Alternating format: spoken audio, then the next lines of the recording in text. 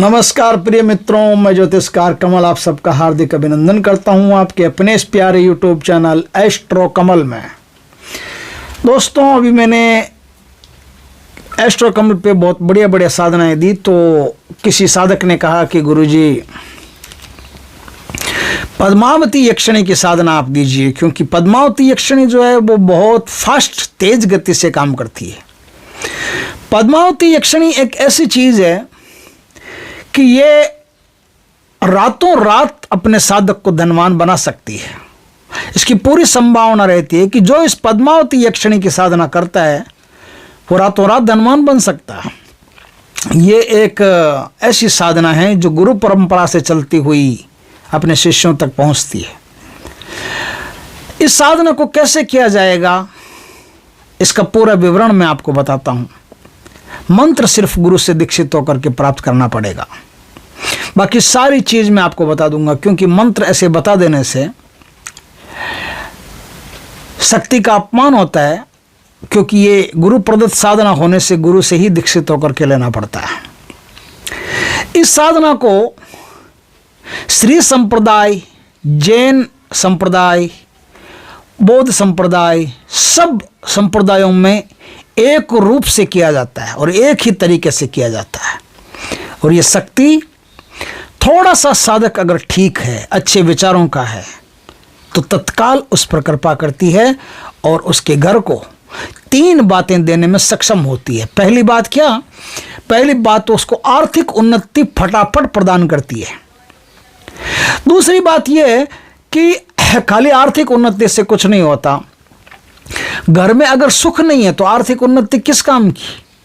पैसा है लेकिन बीवी अपने रास्ते पर जा रही है, बच्चे अपने रास्ते पर जा रहे हैं, माता पिता अपने रास्ते पर जा रहे हैं, और वो एक अकेला खड़ा है निर्जन स्थान में अकेले पेड़ की तरह, तो वो धन होकर के भी क्या फायदा? तो उसके बाद में देती है सुख। तो क्या देती है? पहली चीज देती है धन। धन के उसके घर में भंडार भर देती है, किसी भी प्रकार से धन की कमी नहीं रहने देती। इस साधना को तो बस दीपावली की रात आपने कर लिया, और आगे अगर आप करना चाहो तो 8 दिन तक इस साधना को कर सकते हो, लेकिन इसकी माला आपको रोज जपनी होती है। माला मतलब जैसे साधना में जो जपा है वो नहीं, आप 1 माला या 2 माला का संकल्प कर लीजिए कि मैं रोज इसकी 1 माला या 2 माला जपूंगा।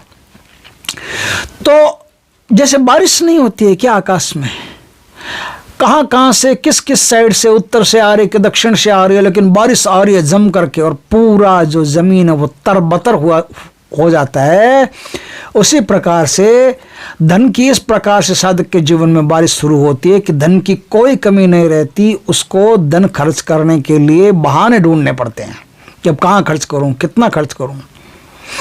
धन के बाद में सुख है, जो सुख अगर नसीब नहीं हो तो धन होते हुए भी आदमी पंगु जैसा हो जाता है।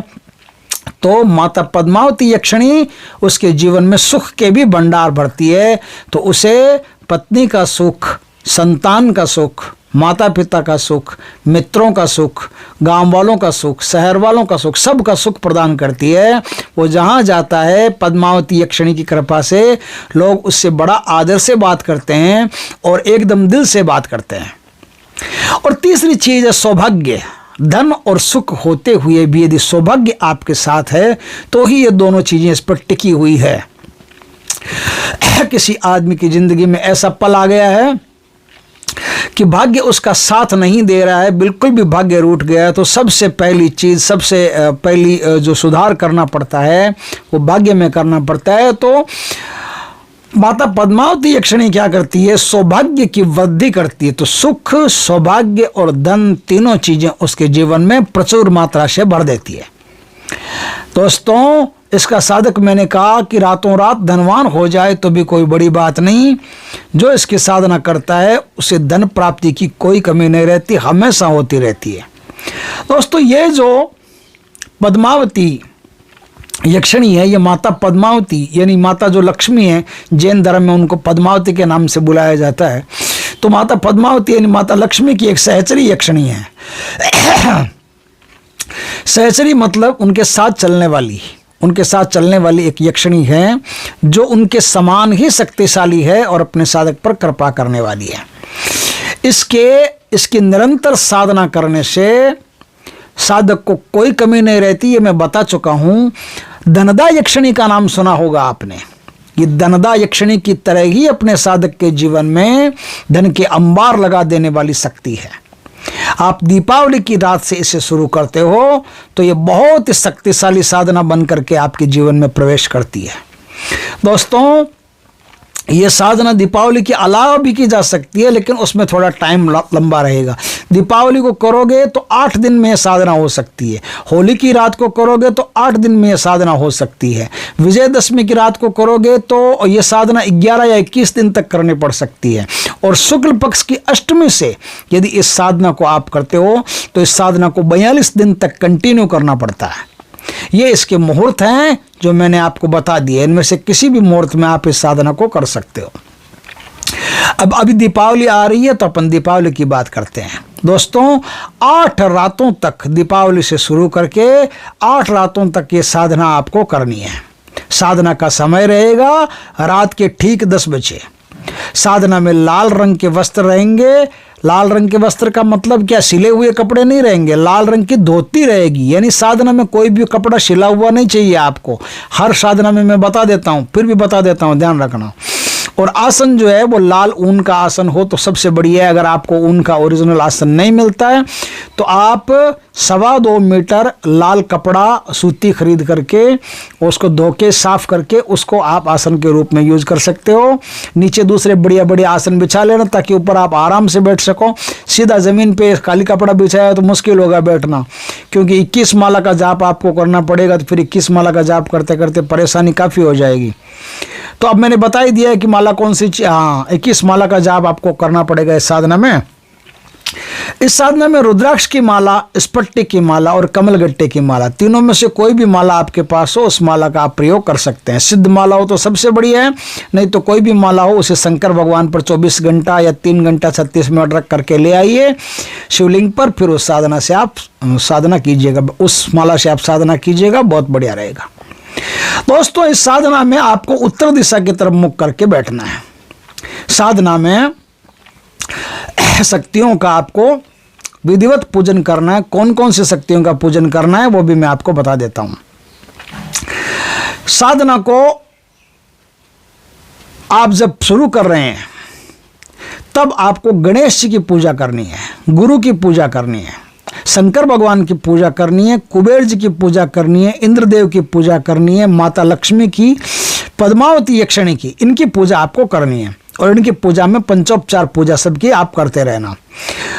आपको इनका पंचोपचार पूजा तो आप जान ही गए होंगे, नहीं जानते हैं तो आप किसी से पूछ लीजिए, क्योंकि अगर मैं सारी चीज़ें बताने लगा तो वीडियो बहुत लंबा हो जाएगा। वैसे भी आजकल वीडियो लोग देखते नहीं है, आजकल कुछ रिटेंशन बनता ही नहीं है, तो फिर मैंने कहा कि आप छोटा ही वीडियो बनाऊंगा, आप आराम से इसमें देख करके पंचोपचार पूजा कैसे करते हैं सीख लीजिए। वैसे कोई खास बड़ी बात नहीं, बिल्कुल आसान है। पद्मावती यक्षिणी हाथी पर बैठी रहती है और सोने के कलश उसके हाथ में रहते हैं। इस प्रकार की एक तस्वीर आप इंटरनेट से निकलवा लीजिएगा। लक्ष्मी जैसी तस्वीर है, जैसे लक्ष्मी माता है वैसे हाथी पर बैठी हुई आप, सफ़ेद हाथी पर, और सोने के कलश उसके हाथ में, कलशों से सोने की बारिश हो रही है। इस प्रकार की आप तस्वीर निकलवा लीजिए। निकलवा करके वही तस्वीर आपको स्थापित करनी है, उसी तस्वीर के सामने आपको ये साधना करनी है। साधना में लाल या सफ़ेद कलर की मिठाई का आपको भोग लगाना है। एक बात याद रखें, बनारसी पान हो वो मीठा पान बनवा करके आप हमेशा एक पान चढ़ाएं। साधना में चढ़ाना जरूरी होता है। अब मैं साधना की विधि आपको बता देता हूं। दोस्तों, ये साधना मैंने बताया था आपको कि किसी भी दिन से आप शुरू कर सकते हैं। जो दिन अभी मैंने गिनवाए थे, शुक्ल पक्ष की अष्टमी से कर सकते हो, होली से, दीपावली से या विजयदशमी से, कभी भी कर सकते हो, ठीक है। तो आप दीपावली पर करोगे तो दीपावली से कर लेना, बहुत बढ़िया समय आपके सामने आया हुआ है। और किसी भी साधना को सिद्ध करने के लिए होली दीपावली तो भारत में विशेष माने जाते हैं। तो इन दिनों में यदि साधना करते हो तो बहुत तेज़ गति से आपको साधना सफल हो सकती है। दोस्तों, पिंपल के पेड़ के नीचे यदि साधना करते हैं आप तो बहुत जल्दी इसके रिजल्ट मिलते हैं। लेकिन अगर आपको पिंपल का पेड़ नहीं मिले या शर्म आती हो कि यार क्या बैठे कहाँ बैठे, लोग क्या कहेंगे, सबसे बड़ा रोग क्या कहेंगे लोग, तो आप अपने घर में कर सकते हैं। एकांत कमरे में कमरे को साफ सुथरा करके, धो धुला करके, इत्र वित्र लगा करके, कमरे को सेंटेड वेंटेड करके फिर इस साधना को आप अपने घर में कर सकते हैं। दोस्तों ध्यान रखना, मैं अक्सर कहता हूँ आप भूल मत जाना, जब कमरे के अंदर बैठ करके साधना करते हो तो कमरे को ये नहीं कि आप दरवाजे पूरे बंद कर दो, नहीं, ऐसा नहीं करना है। थोड़ा सा नाम मात्र का दरवाजा जिससे हवा मात्र कमरे में प्रवेश कर सके, वो जीरी टाइप बनी रहे, इतना दरवाजा तो आपको खुला रखना ही रखना है। ध्यान रखना, साधना का ये नियम है, अगर पूरे दरवाजे बंद कर दिए तो शक्ति सिद्ध नहीं होती है। और अगर कोई जैसे यक्षणियों की शक्तियां हैं या अप्सराओं की शक्तियां हैं तो उनके जो अनुचर होते हैं ना, वो कई बार तो मुसीबत भी पैदा कर देते हैं। तो ये मैं अनुभव भी अपना बता चुका हूँ, तो इसलिए बार बार बताने से कोई मतलब नहीं है। थोड़ा सा दरवाज़ा खुला रखना। आप रात को नहा धो करके साधक सेंटेड वेंटेड होकर के, लाल वस्त्र पहन करके, लाल आसन पर उत्तर मुख होकर के बैठ जाए। सबसे पहले गुरु जी का, गणेश भगवान का, इष्ट देवता का, कुल देवता का पंचोपचार पूजन कर लें। उसके बाद में शिव जी का, कुबेर जी का, इंद्र देवता का, इनका भी आप पंचोपचार पूजन कर लें। इसके बाद माता लक्ष्मी का पूजन करें और उनसे प्रार्थना करें कि मेरी साधना सफल हो माँ, मुझ पर कृपा करना मातेश्वरी, हे मातेश्वरी मुझ पर कृपा करना। ऐसे प्यार भरे वचनों का आप प्रयोग कीजिए। फिर पद्मावती यक्षिणी का आप आह्वान करें। आह्वान का मतलब संस्कृत में करने की आवश्यकता नहीं, आप हिंदी में अपनी मातृभाषा में कर सकते हैं कि हे माँ पद्मावती यक्षिणी पधारो, या हे देवी पद्मावती यक्षिणी पधारो, आप विराजमान हो, आप मैं आपकी साधना करना चाहता हूँ, आप मुझ पर कृपा करो। आप अगर घर से बाहर साधना कर रहे हो, जैसे मैंने कहा पिंपल के पेड़ के नीचे, आप वहाँ अगर साधना कर रहे हो तो आपको सुरक्षा घेरा लगाना पड़ेगा। ध्यान रखना, क्योंकि वहाँ आसपास कोई भी नेगेटिव पावर होगा वो आपको डिस्टर्ब कर देगा। लेकिन अगर घर में कर रहे हो और घर आप जानते हो कि एकदम पहले से सुरक्षित है, कोई दिक्कत वाली बात नहीं, कभी कुछ ऐसा हुआ नहीं, तो वहाँ घर में लगाने की आवश्यकता नहीं है। सामने लाल सिंदूर से या रोली से एक स्वस्तिक का चिन्ह आपको पाटे के ऊपर बनाना पड़ेगा। पाटा मैंने बताया था ना, पाटे के ऊपर माता को स्थापित करना है लाल वस्त्र बिछा करके, तो उस पाटे के ऊपर आप लाल सिंदूर से या रोली से एक स्वस्तिक का निशान आप बनाएं, स्वस्तिक का चिन्ह। उसके बीच में भी एक दीपक आपको जलाना है। उसके बीच में भी का मतलब है दीपक आपको और जलाना है, लेकिन उसके बीच में तो दीपक जलाना है। पानी का एक लोटा लें, उसके ऊपर पानी वाला नारियल स्थापित कर लें। कलश वगैरह बोलते हैं ना, अपन कलश लगाते हैं पत्ते वत्ते लगा करके, 7 पत्ते या 9 पत्ते लगा करके कलश लगाते हैं, तो वो कलश लगा करके फिर उस पर भी आप स्वस्तिक बनाएं। उसे अपने दाईं साइड यानी राइट साइड में उसको स्थापित कर दें। अगरबत्ती बढ़िया होनी चाहिए, बढ़िया खुशबूदार अगरबत्ती जलाएं आप। फिर रोली और कुमकुम से, सिंदूर से इनकी पूजा करें आप। लाल पुष्प चढ़ाना है। लाल पुष्प साधना में याद रखें कि लाल पुष्प आपके पास होने ज़रूरी है, वो आप कहीं से भी मंगवा करके पहले तैयार रखें।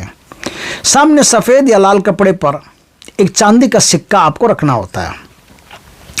उस पर देवी को आपको आसन देना होता है कि देवी इस पर विराजमान हो। जब तक आपकी साधना पूर्ण नहीं होती वो सिक्का वहाँ से हटेगा नहीं, ध्यान रखना। सफ़ेद या लाल मिठाई का भोग दें और पान जो है वो वहाँ चढ़ा दें, देवी के पास में पान चढ़ा दें। नीचे नहीं रखना है, किसी प्लेट में रखना है, बढ़िया ध्यान से इज्जत से। सफ़ेद या लाल मिठाई का भोग आपने चढ़ा दिया, पान रख दिया। उसके बाद जो मंत्र है उस मंत्र की 21 माला का आपको जाप करना है। जाप के बाद जो आपकी गलतियां हो गई है, जाप के बाद क्या होता है, एक छोटी सी बात मैं आपको बता देता हूँ। अपन कितने होशियार बने, कितने बुद्धिमान बने, कितने बड़े शास्त्री जी बन जाएं, उससे कोई फर्क नहीं पड़ता, हम गलती तो करते ही करते हैं। अगर हम गलती ना भी करते हों तो भी शास्त्रों का नियम है कि आप चाहे गलती करो या नहीं करो, उससे कोई मतलब नहीं, आपने पूरी तरह से किया होगा, एकदम परफेक्टली किया होगा। लेकिन शक्ति से, जिस शक्ति से आप साधना कर रहे हो, जिस शक्ति की आप साधना कर रहे हो, उस शक्ति से क्षमा प्रार्थना करना जरूरी होता है। इसलिए भारतीय सनातन संस्कृति में क्षमा प्रार्थना स्तोत्र बने हुए हैं। मैं कुछ नहीं जानता, मुझ पर कृपा करना, हे मातेश्वरी तू दयालु है, हे देवी तू दयालु है, तू मुझ पर कृपा करना। इस प्रकार से क्षमा प्रार्थना करना जरूरी होता है कि देवी पूजा में अगर किसी प्रकार की कोई गलती रह गई हो तो मुझे आप क्षमा करें, मुझे अबोध जान करके, अज्ञानी जान करके मुझे क्षमा करें और अपनी कृपा हमेशा मुझ पर बरसाए रखना। आपकी कृपा मुझे प्राप्त होती रहे माता, ऐसा मुझ पर कृपा करना। इस प्रकार से प्यार भरे वचनों से उनसे क्षमा याचना जरूर कर लें। यह साधना दोस्तों अब दीपावली तो अमावस्या को आती है, दीपावली से लेकर के पूर्णिमा तक कर लेते हैं तो और भी बढ़िया रहता है। अगर इतने दिन तक आप साधना कर लेते हैं तो कहते हैं कि पद्मावती यक्षिणी स्वयं प्रकट होने की संभावना भी रहती है, आपके सामने दर्शन भी आपको दे सकती है। बस प्यार भरी बातें, ये जो कल्पना है ना, आपकी कल्पना शक्ति शक्ति को खींच के लाती है, ध्यान रखना। तो आप जब साधना करते हो तो साधना में माँ को हाथी पर बैठे हुए इस प्रकार से सुंदरतम देवी की तस्वीर कल्पना में ला करके फिर उनसे थोड़ी देर बातें करें प्यार भरी, माता तू बहुत अच्छी है, तू बहुत दयालु है। इस प्रकार से जितना भी आपको ऐसी बातें करनी आती है, वैसे आप जितनी बातें करते रहेंगे ना उतनी आपकी कल्पना मजबूत होगी, और कल्पना मजबूत होगी तो आपका जो अनुमस्तिष्क होता है ना वो इस शक्ति को खींचेगा अपनी तरफ। तो इतने दिनों में आपने मैंने कहा ना अमावस्या से पूर्णिमा तक यदि इस साधना को कंटिन्यू आपने कर लिया तो शक्ति के प्रत्यक्ष होने की पूरी संभावना रहती है। देवी के प्रकट होने पर आपको फूलों की माला अपने पास रखनी चाहिए, वो माला देवी को गिफ्ट करनी चाहिए, पहनानी चाहिए कि माँ मातेश्वरी ये माला पहनो देवी, और चंदन मिला करके पानी में अर्घ देवें। मात्र 8 दिन की ये साधना यदि आप 8 दिन कर लेते हैं तो भी आपके धन धान्य से भंडार भर देगी, और यदि आप 15 दिन करते हैं तो आपको माता के दर्शन होने की पूरी संभावना रहती है। तो ये दोस्तों ये बहुत बढ़िया साधना है। मुझसे किसी ने बोला था कि आप पद्मावती यक्षिणी की साधना दीजिए, तो ये दीपावली पर बहुत शानदार साधना है।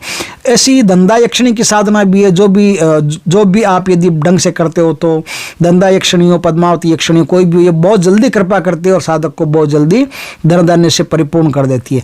तो दोस्तों वीडियो अच्छा लगे तो लाइक करना, कमेंट करना, शेयर करना, पहली बार हमारे चैनल पर आए चैनल को सब्सक्राइब करना, पास में जो बेल आइकॉन का बटन है वो दबा देना ताकि हमारे ज्ञानवर्धक जानकारीपूर्ण वीडियो सबसे पहले आपके पास आ सके। जय श्री कृष्ण दोस्तों।